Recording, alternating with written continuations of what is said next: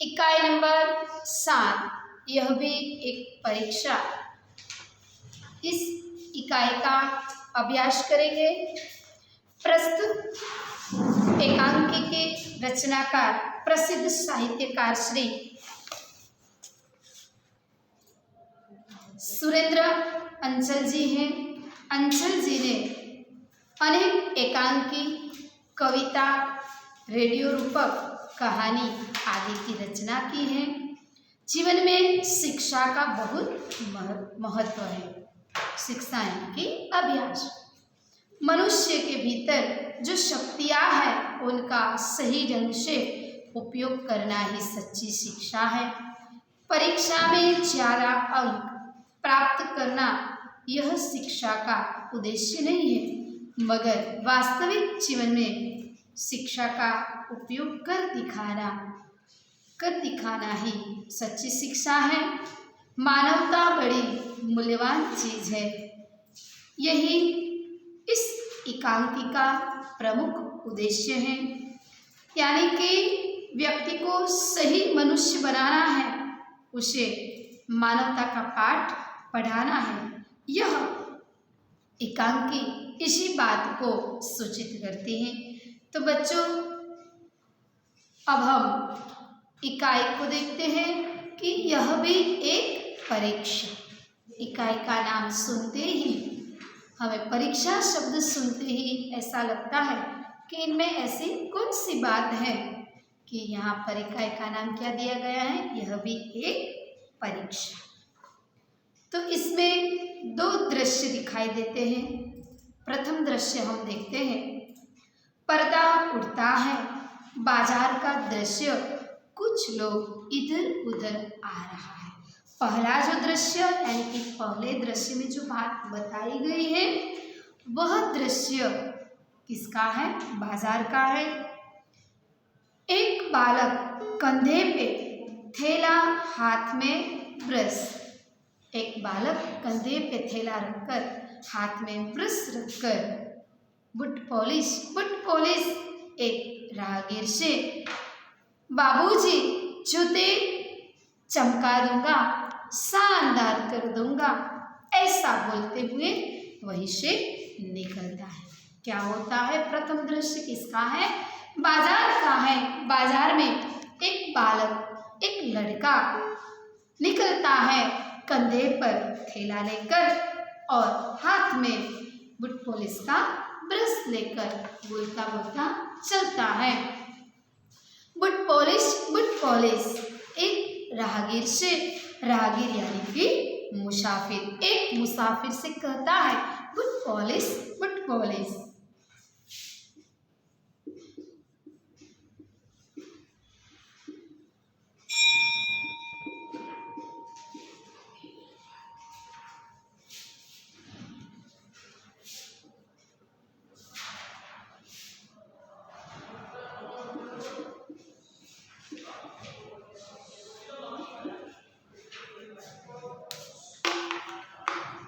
कंधे पे थैला, हाथ में ब्रश, बूट पॉलिश करके वह चलता है।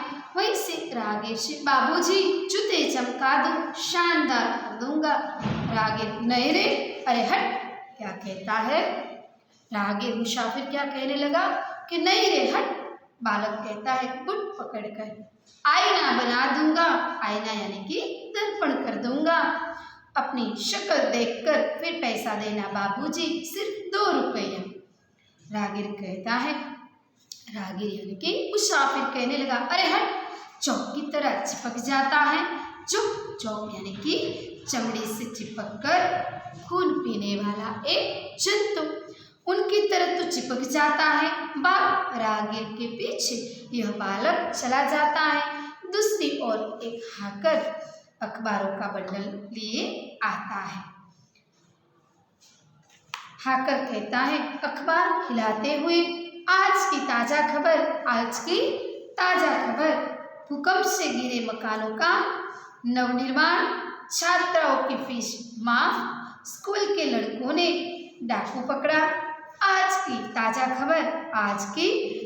खबर। कुछ लोग अखबार खरीदने लगते हैं, दूसरी ओर से चाय वाला बालक आता है, एक हाथ में बाल्टी जिसमें कप रखे हैं, हाथ में केतली। कौन आता है?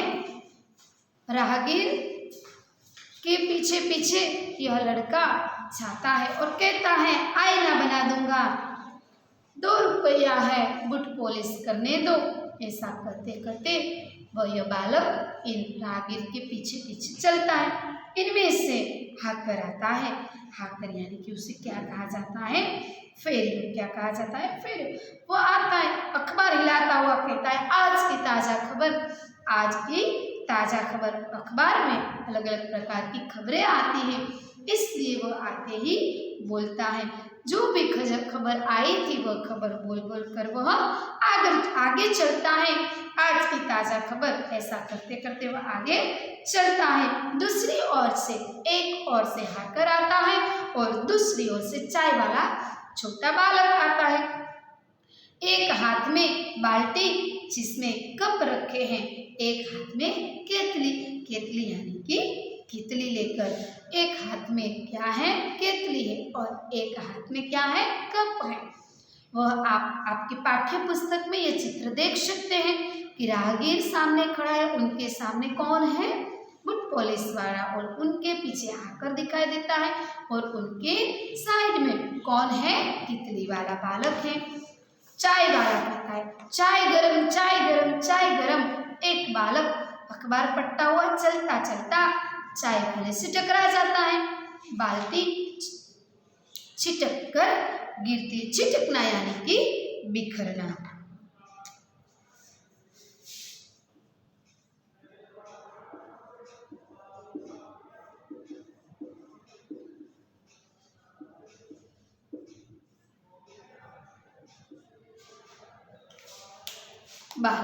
बाल्टी छिटक कर गिरती है यानी कि छिटक जाती है और गिर जाती है।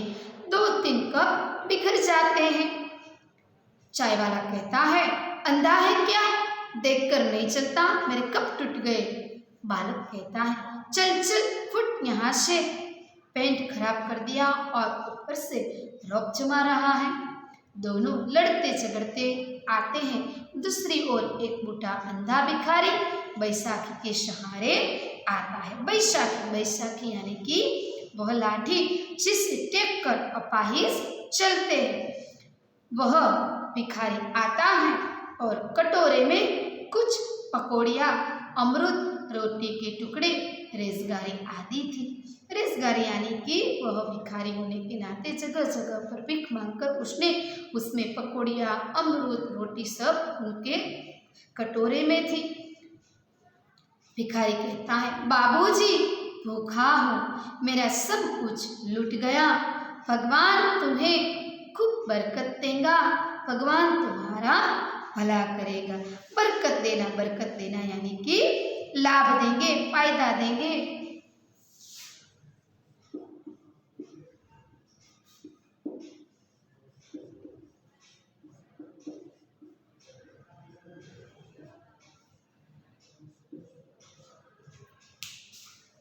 भिखारी क्या कहता है बाबूजी भूखा हूँ, मेरा सब लुट गया है, भगवान तुम्हें खूब बरकत देगा, भगवान तुम्हारा भला करेगा। एक बालक हाथ में किताबें हैं और वही से निकलता है, पर हट इधर तो स्कूल की देर हो रही है और यह सामने आ रहा है। जेब में हाथ डालकर पैसे निकाल गिनता है। यहाँ तो पिक्चर के टिकट में भी 8 कम है, तू देगा, चला जाता है। इतने में क्या होता है बच्चों? बालक उनके सामने आता है, हाथ में किताब है, पर हट इधर तो स्कूल की देर हो रही है, वैसे स्कूल की देर हो रही है और यह सामने आ रहा है। जेब में हाथ डालकर पैसे निकालता है। वह बच्चा जेब में हाथ डालकर पैसा निकालता है तो देखता है कि पिक्चर देखने के टिकट में भी 8 कम है, तू देगा? वह बच्चा आखिर बालक है, उसने उन भिखारी को सामने प्रश्न किया कि तू देगा? बाद में ऐसा कह के वह चला जाता है। भिखारी बेटा मैं अंधा हूँ, बेसहारा हूँ, क्या कहता है? बेटा मैं अंधा हूँ, मैं बेसहारा हूँ। बेसहारा यानी कि निसहाय, मेरे पास भी कोई सहाय नहीं, मैं भला तुम्हें क्या दे सकता हूँ। भिखारी इस बालक को क्या कहते हैं कि अरे मैं भी बेसहारा हूँ, मैं अंधा हूँ, मैं तुझे क्या दूंगा। सबको देने वाला तो वह नीली छतरी वाला है। नीली छतरी वाला यानी कि भगवान।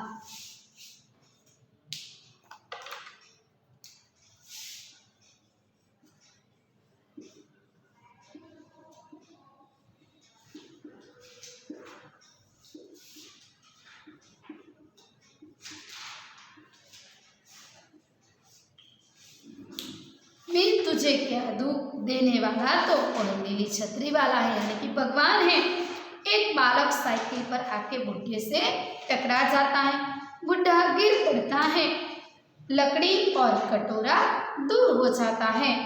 भिखारी चीख कर यानी कि चिल्ला कर, हाय रे मेरी टांग टूट गई रे, अब क्या करूँ रे। यह भिखारी जो है वो जोर जोर से चिल्लाने लगा, अरे मेरी टांग टूट गई, टांग यानी कि मेरे पैर टूट गए, अब मैं क्या करूं। साइकिल वाला कपड़े झाड़कर साइकिल उठाता है। अंधा है क्या, सामने आ गया। इन भिखारियों ने तो नाक में दम कर रखा है। नाक में दम करना यानी कि बहुत परेशान कर रहा है। इन भिखारी तो कैसा है कि सबको मुश्किल में डाल देता है। इन भिखारियों ने तो परेशानी कर दी है। स्कूल की देर करवा देगा, परीक्षा का पहला दिन है। वह साइकिल पर जाता है। बालक जो साइकिल पर जाता है और वह कहता है कि परीक्षा की देर करवा देगा। भिखारी पड़ा वहां पर बैठा, हाय भगवान मेरी टांग टूट गई रे, अरे कोई मुझे उठाओ, कोई तो भला मानुस मुझे सड़क के किनारे बिठा दो रे। ए लाला, ए बाबू, मुझे सड़क के एक तरफ के ले जाओ, एक तरफ ले चलो रे। एक विद्यार्थी आता है, हाथ में बस्ता लेकर, बस्ता यानी कि अपना दफ्तर लेकर वह आता है। विद्यार्थी, अरे क्या हो गया बूढ़े बाबा। टांग देखकर, उनके पैर को देखकर वह क्या कहने लगा, अरे क्या हो गया बूढ़े बाबा। अरे रे चोट ज्यादा लगी है। कटोरे में पैसे, रोटी आदि डाल देता है। रोटी और पैसे बिखर गया है। वह बिखरे हुए चीज को वह कटोरे में डाल देता है और कहता है, चोट तो ज्यादा लगी है, लो बाबा यह रहा तुम्हारा कटोरा, इसमें 7 रुपये हैं। भिखारी कहता है, कटोरा लेकर कराता हुआ वह दुखी होता है, दर्द भरी आवाज निकालता है। कराता हुआ वह आग जीते रहो बेटा, भगवान तुम्हें अच्छा नंबर से उत्तीर्ण करे। मेरे राजा बाबू को मुझे अंध की लकड़ी कहाँ है। बेटे मुझे सड़क के किनारे कहीं पेड़ के नीचे बिठा दो, भला होगा तुम्हारा। भिखारी जो बालक आता है वह उन बालक को आशीर्वाद देता है कि अरे बेटा कोई बात नहीं, तुम अब मुझे ऐसा कर दो, एक पेड़ के किनारे बिठा दो, भगवान तुम्हारा भला करेगा, तुम उत्तीर्ण नंबर से प्राप्त होगा, तुम्हारा उत्तीर्ण नंबर से तुम पास हो जाओगे, तुम्हें उत्तीर्ण नंबर प्राप्त होगा। मुझ जैसे अंधे की लड़की हो, मुझ जैसे अंधे की लकड़ी हो तुम, मेरी लकड़ी मुझे दे दो और मुझे एक सड़क के किनारे बैठा दो, एक पेड़ के किनारे बैठा दो। विद्यार्थी कहता है, लकड़ी थाम कर लो, यह रही लकड़ी। स्कूल की घंटी सुनाई देती है, अरे पहली घंटी लग गई, आज परीक्षा का पहला दिन है। किंतु खैर बुढ़े से कहने लगा, बाबा उठो, तुम्हें फुटपाथ पर बिठा दूं। अरे तुम्हारे पाँव में तो गहरी चोट है, खून बह रहा है। कलाई की घड़ी देखकर सोचता हुआ स्वयं से, कलाई यानी कि उनके हाथ पर जो घड़ी लगाई थी उन घड़ी को वह देखता है और सोचता हुआ अपने आप से, इधर परीक्षा का समय, उधर परीक्षा का समय हो गया और इधर यह अंधा बाबा, क्या करूं। बालक अपने कला यानी कि हाथ पे लगे हुए घड़ी को देखता है और मन ही मन स्वयं ऐसा कहने लगता है कि उधर परीक्षा का समय हो गया है और इधर अंधा बाबा क्या करूं, अंतरात्मा से आवाज गूंजती है। वो अपने आप बात कर रहा है, इसलिए उसके अंतर आत्मा से यानी कि अंदर से एक आवाज सुनाई देती है।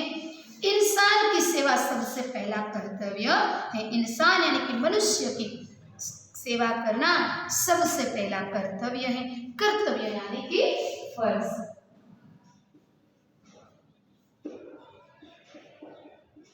मनुष्य की सेवा करना ही सबसे पहली फर्ज होती है। अंतरात्मा से आवाज गूंजती है, इंसान की सेवा सबसे पहला कर्तव्य है। इंसान की सेवा सबसे बड़ा धर्म है। विद्यार्थी बाबा से, चलो बाबा तुम्हें अस्पताल तक पहुंचा दो। विद्यार्थी सहारा देकर ले आता है। अब दूसरा दृश्य यानी कि दूसरी जगह की बात बताई गई है। दूसरा दृश्य आता है। दूसरा दृश्य जो है वहाँ कौन सी जगह है? प्रधानाध्यापक कक्ष। कक्ष यानी कि खंड। प्रधानाध्यापक यानी कि आचार्य। आचार्य का कक्ष यानी कि खंड आता है। वह दूसरा दृश्य की जो घटना घटी हुई है वह घटना कौन सी जगह पर हुई है? प्रधानाध्यापक के खंड में यानी कि आचार्य के रूम में। प्रधानाध्यापक की तख्ती के पीछे प्रधानाध्यापक जी कुछ लिखते हुए, एक अध्यापक का आना। दूसरे प्रधानाध्यापक जो लिखते थे उनके पीछे एक अध्यापक आता है। अध्यापक कहता है, सर परीक्षा शुरू हो गई और देवेंद्र सेन अभी तक अनुपस्थित है। अनुपस्थित होना यानी कि गैरहाजिर होना। अनुपस्थित होना यानी कि गैरहाजिर होना। क्या कहने लगा कि सर परीक्षा शुरू हो गई और देवेंद्र सेन यानी कि बच्चे का, बालक का, विद्यार्थी का क्या नाम है? देवेंद्र सेन। वो अब तक अनुपस्थित है। अनुपस्थित यानी कि गैरहाजिर।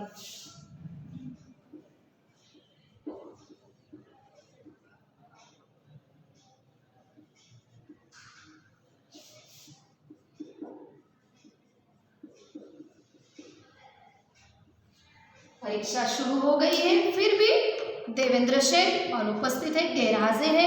प्राध्यापक कहता है, क्या देवेंद्र क्या बात हुई? वह तो मेधावी छात्र है। अध्यापक ने यह बात बताई प्रधानाध्यापक को यानी कि आचार्य को, कहा कि परीक्षा शुरू हो गई है फिर भी देवेंद्र सेन आया नहीं, वो गैरहाजिर है। ऐसी बात सुनकर प्रधानाध्यापक को यानी कि आचार्य को विस्मय हुआ, नवाई हुई। क्या बात कर रहे हो? क्या देवेंद्र गैरहाजिर है? क्या बात हुई? वह तो मेधावी छात्र है। मेधावी यानी कि बुद्धिमान, प्रतिभाशाली।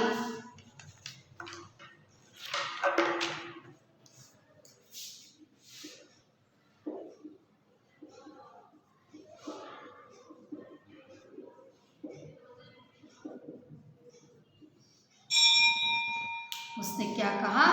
क्या देवेंद्र क्या बात हुई? वो तो मेधावी छात्र है। मेधावी यानी कि होशियार, प्रतिभाशाली है। अरे भाई किसी को स्कूटर लेकर भेजो, लेकिन ठहरो मेरे पास फोन नंबर है, पहले पता कर लेता हूँ।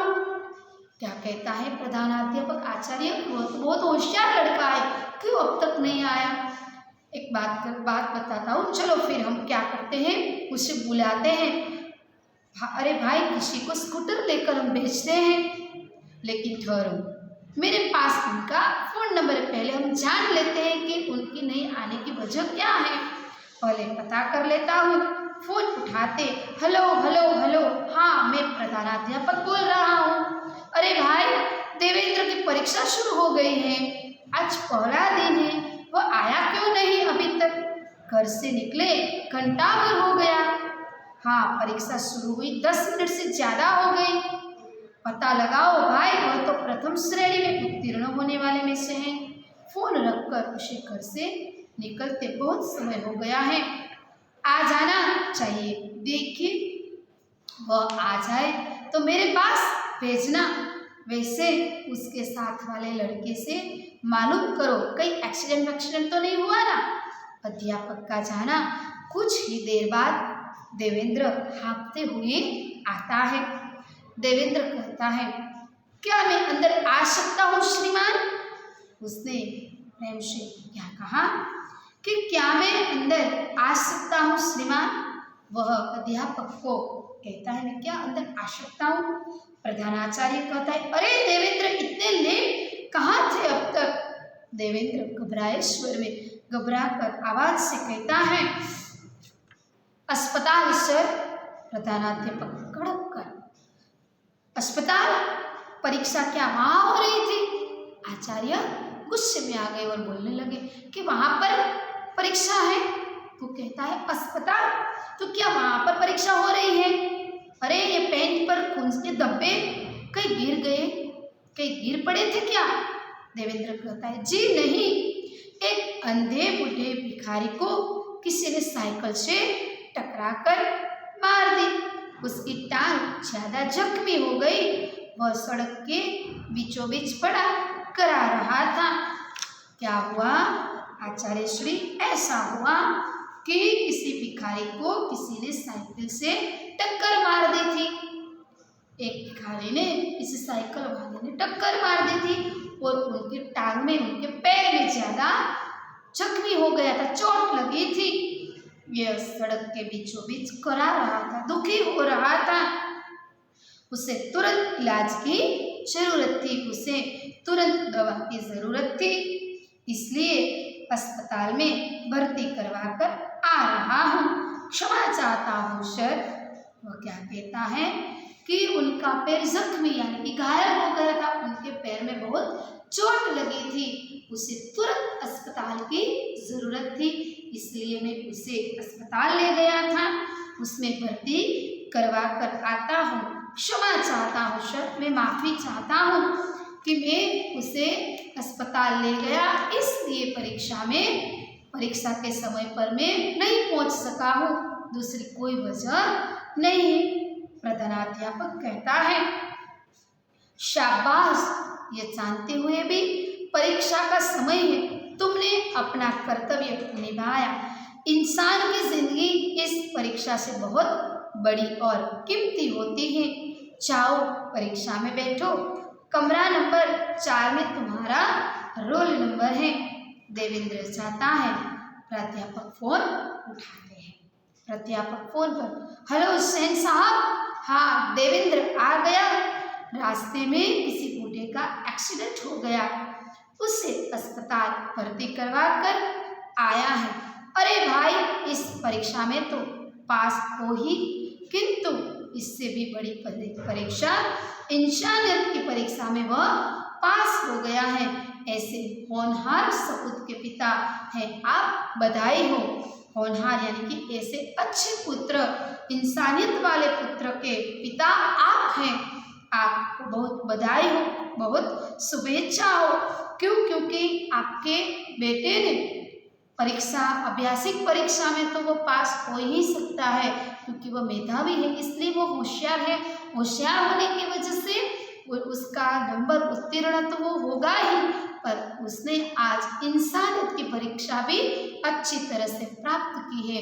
आप ऐसे होनहार सपूत के पिता आप हैं, आपको बधाई हो, आपको बधाई हो। शिक्षा का वास्तविक उद्देश्य है व्यक्ति में छिपी शक्ति को जगाना, क्योंकि सही मनुष्य बनना है, उसे मानवता का पाठ अवश्य पढ़ना है। तो इस एकांकी में हमने यही बात देखी कि व्यक्ति अभ्यासिक परीक्षा में तो पास हो ही सकता है, पर मनुष्य इंसानियत की परीक्षा में अच्छे अक्षर प्राप्त होता है, वही सच्चा सबूत कहलाता है।